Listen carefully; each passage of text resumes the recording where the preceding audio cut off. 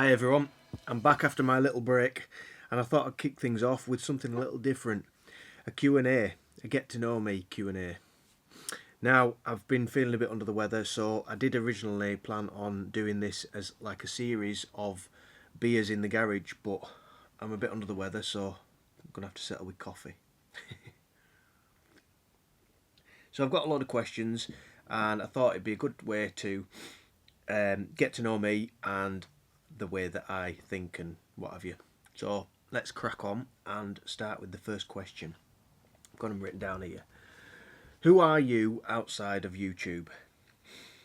Who am I outside of YouTube? Well, I'm pretty normal. I'm pretty boring. I am a family man. I have a wife called Danielle and two young girls called Ada and Sophia. And we also have a dog called Jazzy. We like to go out for walks, go camping, caravanning. We have a little touring caravan and we go caravanning as well. Sometimes we go away in the roof tent, all four of us. It's a bit of a tight squeeze, but yeah, we like to be outdoorsy and getting out and getting a bit of fresh air. Yeah, I'm not really anything special.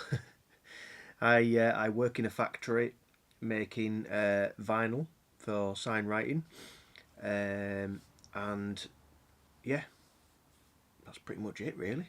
Not much more to tell. Anyway, that's a brief look at what I am. Let's go on to question number 2. What's your favourite hobby besides the 4x4 stuff? My favourite hobby? I like to get outdoors, so anything outdoorsy, I'm all for that. I love hiking up in the lakes. I I like a bit of photography. I'm not very good at it, but I like to practice a bit of landscape photography. And yeah, that's pretty much it. I tend to spend most of my time with the kids. Like I say, going away on the weekends and going out for walks and things like that. So my favourite hobby, I'd probably say, is hiking. Question number 3. Do you have any guilty pleasures? Do you have any guilty pleasures or weird habits? No, I don't think I do. Danielle will probably say that I've got loads of weird, annoying habits. um, yeah, I think my only habit that I know that's annoying and weird, maybe not quite so weird, but I am late for everything. I don't have any concept of time, so whenever we organise to go out somewhere, Danielle always tells me half an hour different. She always tells me it's half an hour before it actually is, just so that I might actually make it on time. When I was going out with the lads drinking round town, they'd always tell me half an hour different, and I'd still probably be a bit late. So, yeah, I'm not very good with my timekeeping, so that'd probably be my bad habit, I'd say. Next question: favorite vehicle or dream car? Um, that's quite a tough one because I like loads of cars. I love cars. Ever since I was this big, I've loved cars. I've always had little toy cars and used to play with them all the time. Um, my cousin actually used to call me Dan Dan Wheel Off because all my cars seem to have wheels missing, and it's no different now. I'm an adult. They all seem to have. I mean, there's a pile of wheels here, so yeah, that's not changed. Anyway, get back into the question. My favourite vehicle or dream car? My dream car would probably be a Shelby GT500 in 1967, is it? The Eleanor version from Gone in 60 Seconds. I just love that car. Yeah, I'd have one of them. I probably wouldn't drive it, I'd probably just polish it all the time, but yeah. But as I've got older, I've started to sort of sway towards Porsches. I do like the old. Prefer the classic cars. I'm not a fan of modern machinery. I like the classic looks. So I'm growing on the 911s, the old 911s. Been watching quite a lot of YouTube videos on just like sort of ambient videos where they just drive a Porsche around a track or a country road or something like that. I sit watching them for hours. Bit sad really, but I just love the sound of a Porsche engine. Or, you know, I've also been watching the Ferrari F355 videos. I'm a fan of them as well. Like I say, the old classic cars. I'll probably never ever own one of them, but you can always dream, can't you? That's why they call it a dream car. Anyway, next question. Oh, my phone's dropped out of my pocket. Next question. Thought you heard something. Best advice you've ever been given? I'd have to say it was a bit of advice from my dad. I'm probably not going to do this justice and word it properly, so bear with me. He always said that when you say, "Oh, I can't do it, I can't do that," he's always said, somebody has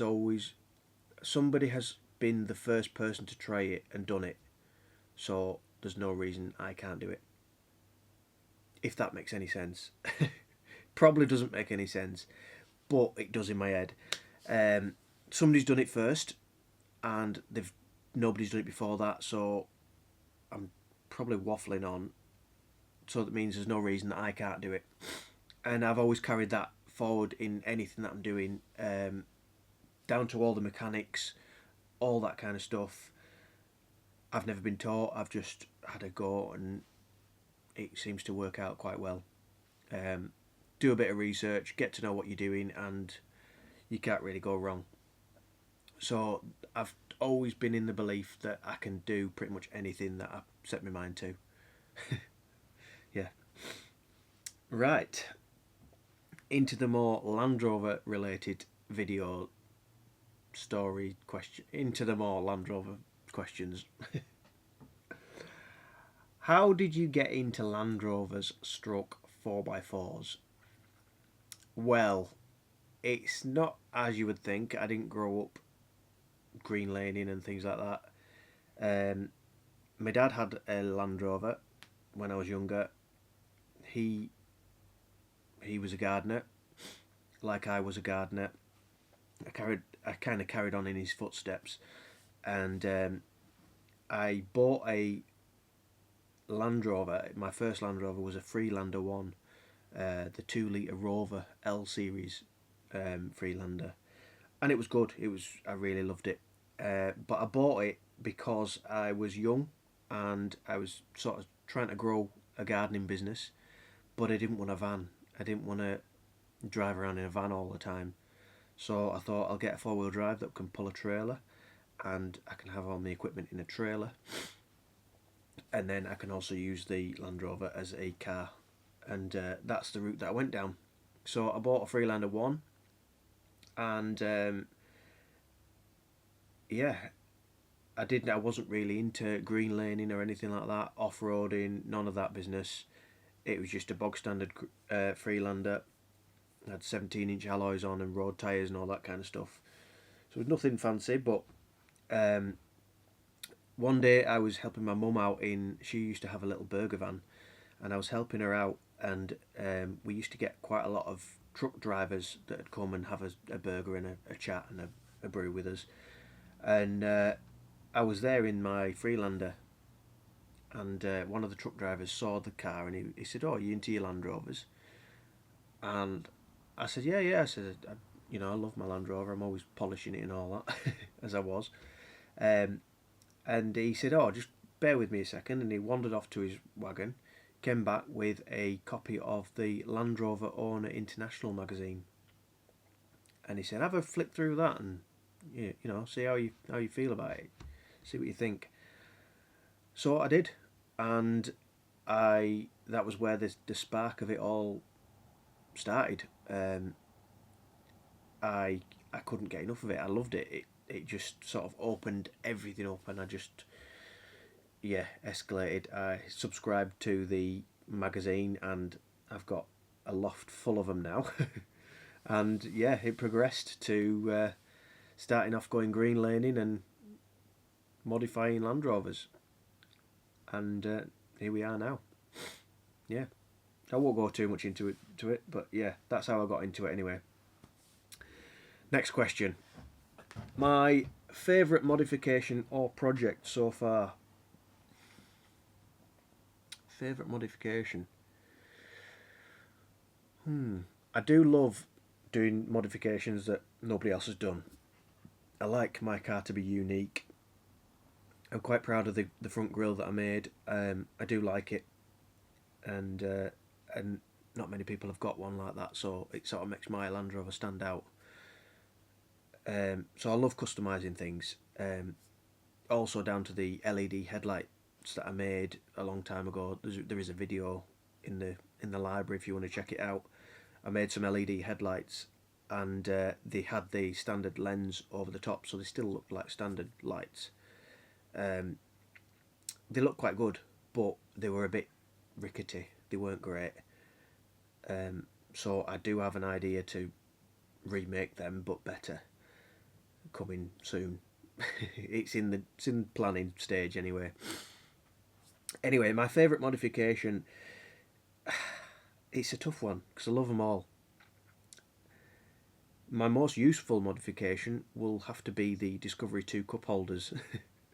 Something very simple, but just having a cup holder on the centre console where you can just put your drink. I always have a brew when I'm driving, so having it easy to access and just there, it's just brilliant. I love it. So I'd say that, yeah. Yeah. Anyway, next one. Most frustrating build or repair. Well, where do I start? Most frustrating build or repair. Well, my most frustrating repair is definitely the gearbox. The gearbox rebuild. There is a few videos on it. It was really frustrating. I'd never done a gearbox swap before, so that was challenging to start with. Taking it out on the drive, and then I found a guy that was quite local that said he could rebuild gearboxes. So I bought all the innards, all the bearings and stuff from Ashcroft.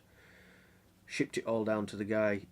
I won't say his name or anything, but yeah, he then rebuilt it. He took ages doing it as well. It must have been 2 or 3 weeks to build it.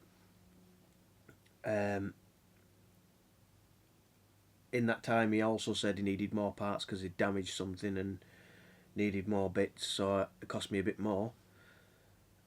And then I got it back, got it all back together, put it back in the car, and went on a trip, and it was jumping out of fifth gear, which was really, really frustrating considering the amount of money that I'd spent on the gearbox and the tussle getting it in and out.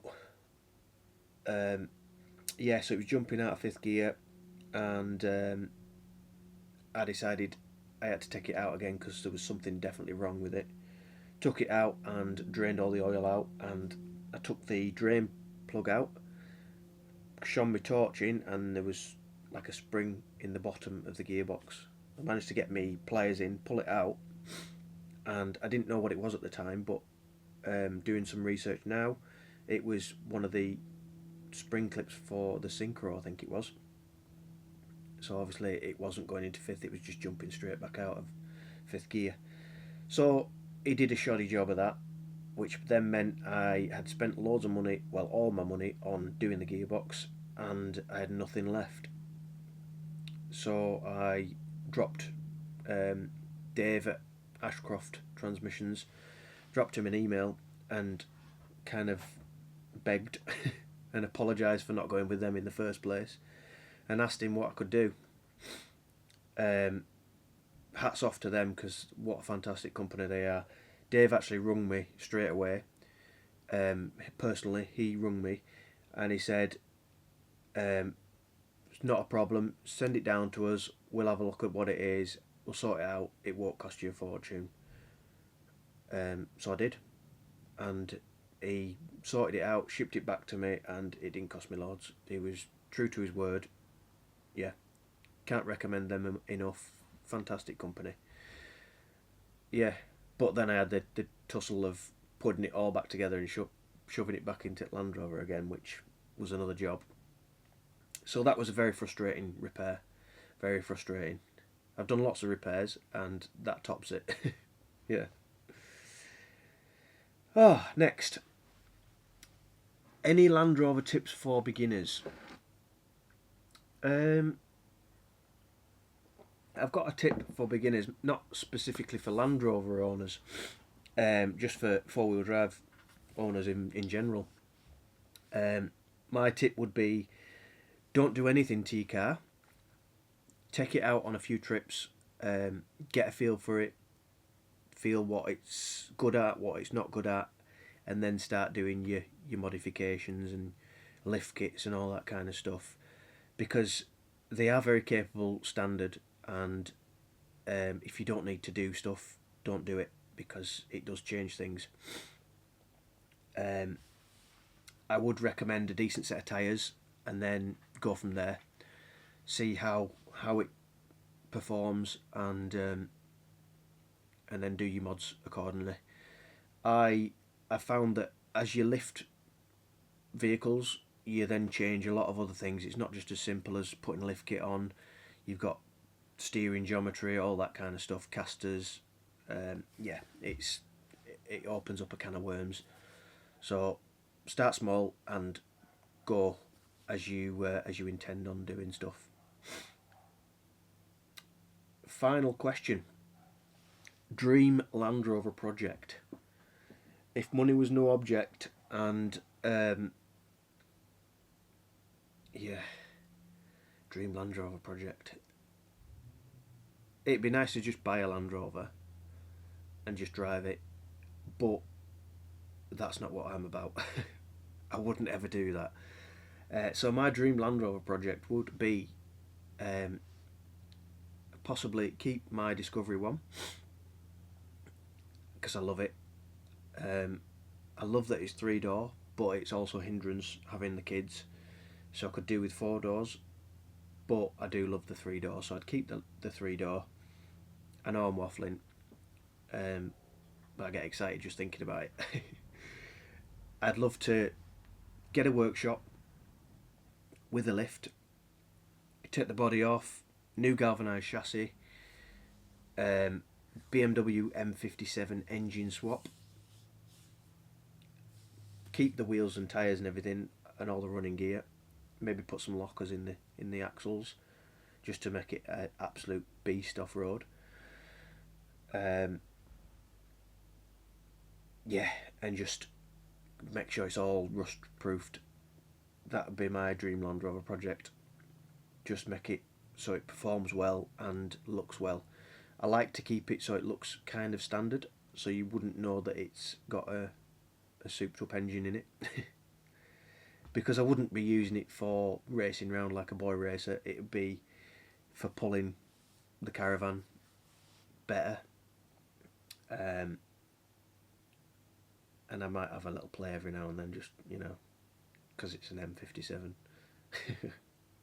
Yeah, so that would be my dream Land Rover project, to future-proof my Discovery with a galvanised chassis and get rid of all the rust.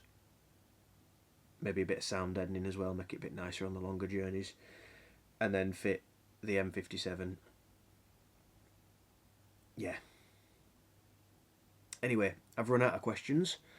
Thank you very much for watching and sticking with me waffling. I'm going to try and do a Q&A every month, sort of like a monthly get to know me. You can chuck some questions in the comments. I'll try and answer them as best I can. Like I say, I'm going to try and do it as more of a beers in the garage Q&A than sitting like an old man with a coffee. But I'm a bit under the weather today, so yeah. So yeah, chuck some questions in the comments. Thank you very much for sticking with me, and we will see you on the next one. Thank you. See you later.